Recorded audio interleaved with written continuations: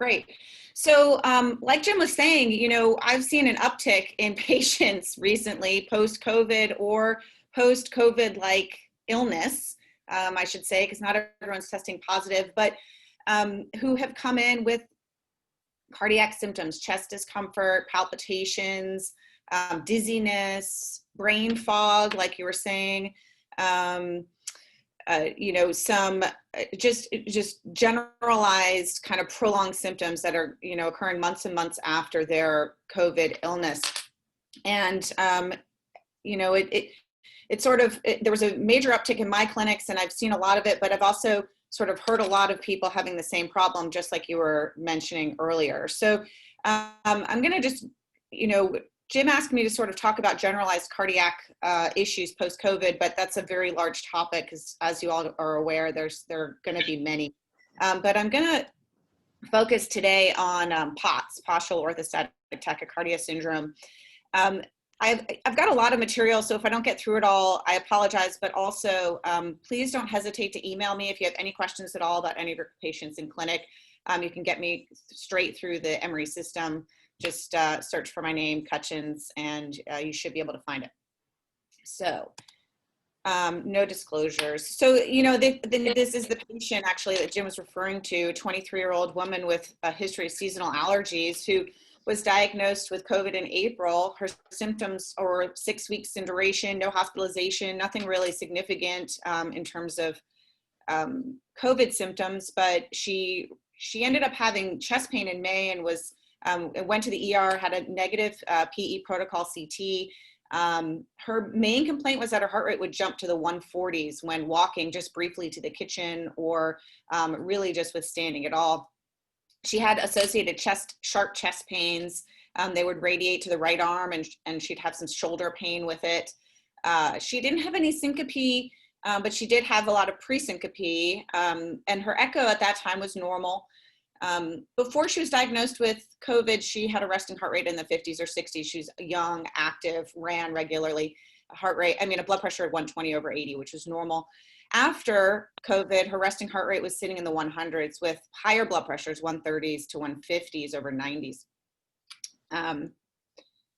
So I've been seeing this, a lot of patients, younger women, but I also have male patients who've come to see me who are, sub 40 years old, milder COVID symptoms, but then subsequently develop these spikes in heart rate with standing and walking. They get chest pain, pre-syncope, shortness of breath with exertion. All of them have had a normal echo. Many of them have also had cardiac MRIs, which have been normal. But notable with these patients, they also seem to have a little bit of a higher blood pressure than they had before they were diagnosed with the coronavirus. So these fast heart rates and a little bit of a higher blood pressure, which are causing them a lot of discomfort. So I don't know if any of you saw this article. I'm sorry, it's a little, I've got some, anyway, in the Atlantic, did COVID-19 mess up my heart? Actually, the woman who wrote this article was diagnosed with COVID and then subsequently developed POTS, postural orthostatic tachycardia syndrome. It took a while to diagnose, but she had many of these symptoms and they continued to persist long after her viral infection had resolved. I'm also a member of a Facebook group, Women in Cardiology. I can't tell you the number of people who have already commented and brought up the fact that they're seeing these post-viral syndromes. This woman, this female cardiologist said, I saw 5 patients under 40 today who had COVID 4 months ago, all with chest pain, shortness of breath, palpitations. Is anyone else seeing this? What are the cardiovascular sequelae? She's aware of the myocarditis and CHF arrhythmia that happens pre-COVID, but what about post-COVID? So you can see down here, there are 63 comments. A handful of those comments were, I've seen pericarditis, which I've seen as well. I've seen some myocarditis, but most of the people responding to this post on Facebook said that it was dysautonomia and POTS, which is what they were seeing. And there was a major rise in this phenomenon since the coronavirus has taken hold here. So what's the traditional approach to these patients who come in with palpitations? We get event monitors, echoes, orthostatics, tilt table tests. A lot of the diagnosis when I see patients like this in my office comes from the history, but we're not seeing patients in the office, right? Or many of us are not. So how are we approaching these patients with these symptoms without all this testing?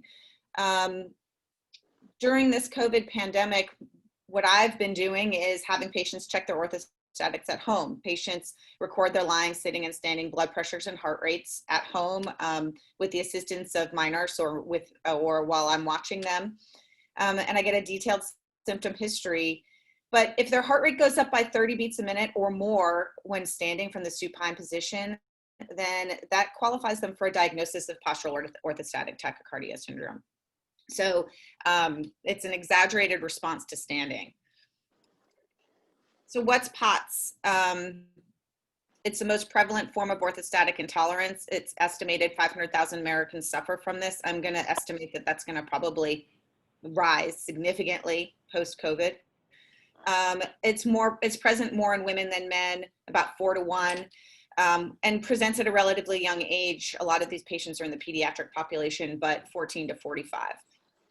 It's the most common syndrome that patients are seen for in autonomic dysfunction clinics. And it's an autonomic dysfunction that results from failure of peripheral vasoconstriction. So normally the physiology of standing is that 30% of your blood volume is in your thorax when you're lying down.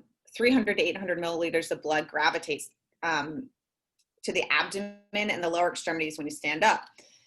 You get a decrease in venous return, which decreases your stroke volume and your cardiac output. Normally, the baroreceptors in your neck detect this drop in pulse pressure and stroke volume, which increases sympathetic output and decreases the parasympathetic. In normal patients, this results in a 10 to 15 beats per minute increase in heart rate and in an increase of diastolic blood pressure by 10 millimeters mercury. In patients with POTS, they have there's an abnormal pathophysiology here, and there's a abnormal sympathetic response and autonomic dysfunction. There are several different forms of POTS: neuropathic, hyperadrenergic, genetic, hypovolemic, impaired cerebral autoregulation.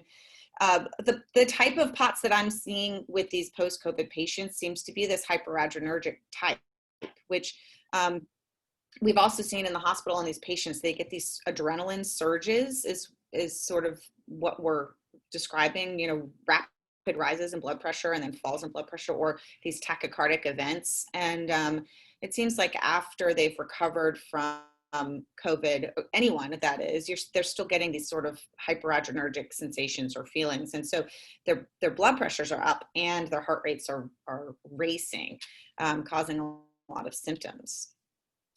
So I'm just going to skip ahead, but in the hyperadrenergic form, 30% of patients seem to have this elevated standing catecholamine levels.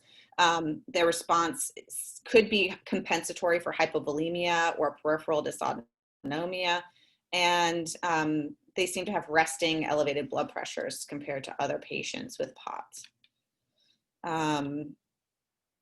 Hypovolemia is a big deal. This can cause a POTS-like syndrome also, and I think a lot of these patients post-COVID are not only deconditioned, but also relatively dehydrated. It just takes time to re-establish a normal volume status in these patients. So just in POTS in general, we've got several etiologies: distal denervation, hypovolemia, changes in venous function, cardiovascular deconditioning, baroflex abnormalities, increased sympathetic activity, genetic abnormalities. But one etiology that we always state is this post-viral or post-tick-borne illness. And what's interesting is if you do a review of the literature, you don't really see, there's not a lot published about viral syndromes causing POTS. However, it is something that in the general community, those of us who follow patients with POTS, seems to be what one of the main etiologies. And now we're seeing it full force here with COVID. So let me just, so what I've been seeing, so I guess there's associated disorders with POTS: mitral valve prolapse, chronic fatigue syndrome, mast cell activation syndrome, Ehlers-Danlos and joint hypermobility, and Raynaud's. But what I've been noticing with these patients post-COVID is that they don't have necessarily any of this. It just seems to be a post-viral sort of complication. The patients that I've been seeing are not necessarily hypermobile in their joints. They don't necessarily have other comorbidities that would predispose them to POTS. So what are the clinical features? Dizziness, lightheadedness, weakness, blurred vision, fatigue, palpitations, tremulousness, anxiety, nausea, abdominal cramps. I mean, the list goes on and on. You can see bloating, constipation, diarrhea. It usually comes on after some sort of life stressor, and the symptoms can wax and wane or be very persistent. They can be aggravated by exercise in most patients. The postprandial state, menstrual cycles can cause these symptoms to fluctuate, and heat can make them worse. So here's just a picture of a patient with POTS. You can see at the top, this is during a tilt table test. In window A here, when the patient is put upright, there's venous pooling that occurs, and you can see this redness in the feet, which is the pooling of blood in the feet that's causing the orthostatic tachycardia and the dizziness. This is the same patient lying supine without the venous pooling. This is just the bottom two windows are just an example of hypermobile joints in some patients with POTS. So as I've alluded to before, the diagnosis of POTS comes from an exaggerated increase in heart rate with standing or tilt table test, an increase of heart rate of greater than 30 beats per minute, or an increase to 120 with 10 minutes of standing upright during a tilt table test. There's usually no orthostatic hypotension. These patients don't have drops in their blood pressure. It's all the rise in heart rate. This is just an image so you can get an idea of what we're looking at with the tilt table test. And all the way on the right, you can see with POTS, you get the heart rates on the top here. You get a rapid rise in heart rate that persists, but the blood pressure stays steady. This is different from a neurally mediated syncope, where your heart rate doesn't really budge until later and then drops precipitously along with the blood pressure, which is down below, which can cause syncope. Autonomic failure completely results in drops in blood pressure with a milder rise in heart rate. So what else could it be? Deconditioning, dehydration, pheochromocytoma, neuropathies. These can all sort of need to be ruled out or at least contemplated before diagnosing someone with POTS. Many patients with POTS, and this is something that I've seen over time taking care of these patients, are thought to have a panic disorder or anxiety, some sort of somatization disorder, chronic fatigue syndrome. This is due to the vague nature of their complaints. As Jim was alluding to earlier, when you're studying 500 patients with COVID and half of them are complaining of chronic fatigue afterwards, half of them are another 40% are complaining of brain fog, which is a very common complaint in POTS. And then another 29% are complaining of tachycardia. I mean, it's a very vague sort of constellation of symptoms. So recognizing that diagnosis and validating that these patients' concerns are real and they have something going on that's actually treatable is important. So speaking of treatment, let's move on because I know I don't have much time. There are very few randomized controlled trials looking at treatment of POTS. They essentially don't exist. But the one that seems to be the most important is randomizing patients to exercise versus not exercising. And it seems that if you can get these patients to exercise, they're going to improve and they're going to have symptomatic improvement. Essentially, this exercise study showed that there was an improved exercise capacity and heart rate recovery with patients who did perform some jogging exercise. There was also a study that compared exercise to beta blockers, which showed that exercise was superior to beta blocker therapy. The The problem is patients find it very hard to exercise because their symptoms are so profound. Even when they're asked to just walk across to the kitchen, like my patient who I discussed at the beginning of this talk, their heart rate goes to 140 and they can't do it. So we often ask patients to try other forms of exercise like a recumbent bike or a rower to begin with. But in order to get them there, what we need to do is get them to tolerate exercise. So that's done through volume expansion with greater than 64 ounces of water a day, but especially electrolyte replacement fluids like Gatorade, Drip Drop, Liquid IV. These are supplements you can buy on Amazon. Liberalization of salt, iron, even if they're not anemic, if they have low iron levels, iron helps to expand volume. And if absolutely needed, then saline infusion, which I like to try to avoid. We also limit venous pooling by adding compression socks, which is a huge helper in the restoration of volume. I try to get them to wear anything possible. If I can get them to wear a 20 to 30 millimeter compression, that's great, but anything they can tolerate is better than nothing. Salt tablets helps. And then there's many other medications that can be used to help patients with symptoms. In particular, these post-COVID patients seem to be responding very well to calcium channel blockers or beta blockers, given the fact that they have this mildly elevated blood pressure. That's helping blunt the heart rate response that they see with exercise and helping them tolerate exercise more, which I'm finding is working well for these patients and their symptoms. They really do feel some symptomatic relief. So though I've just kind of outlined different medications, but as far as beta blockers are concerned, I like using something long-acting, usually either Toprol XL or Nadolol at low doses. They both work very well. They don't seem to have significant effects on the blood pressure, which a lot of times if patients do have a lower blood pressure, this is useful.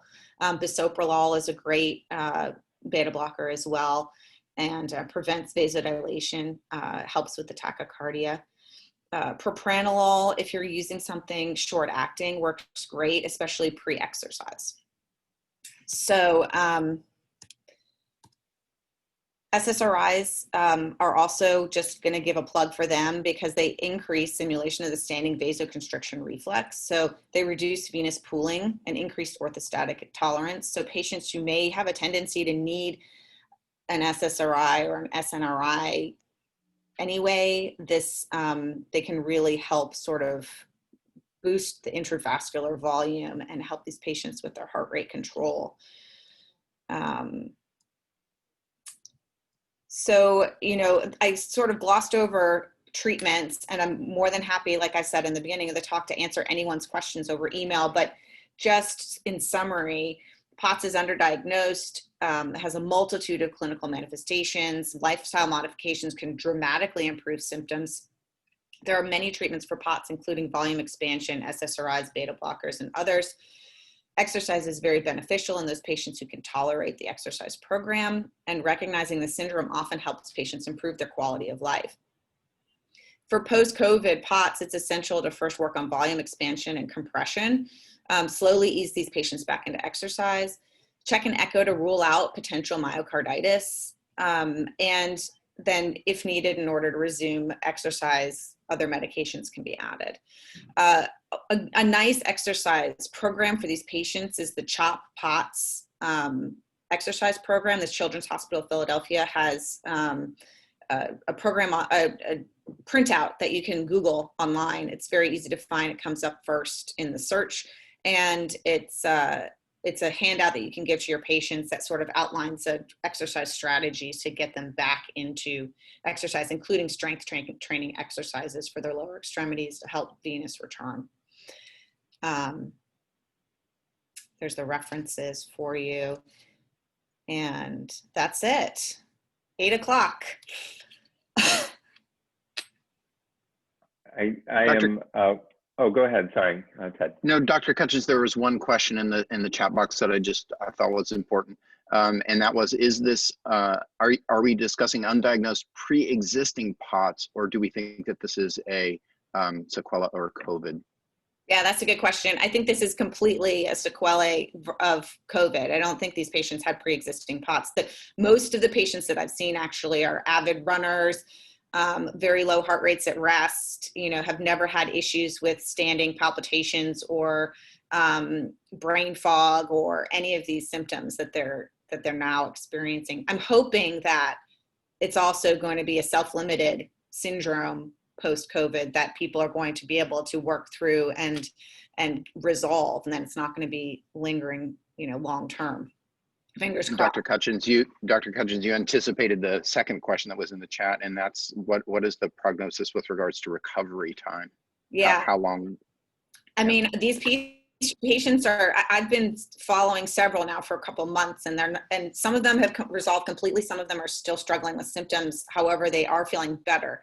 I'm hoping that, this will be a self-limited syndrome for patients, but it could take, I think, up 6 to 12 months to really get back to normal in some patients. Yeah, that's what we were afraid of, is some of these continuing sequelae of the acute infection. Hey, Dr. Cutchins, thanks so much for joining us. We really appreciate your time and value your partnership. Hey, everybody, let's have a great day. Talk to you real soon. Take care. Thanks so much. Thank you.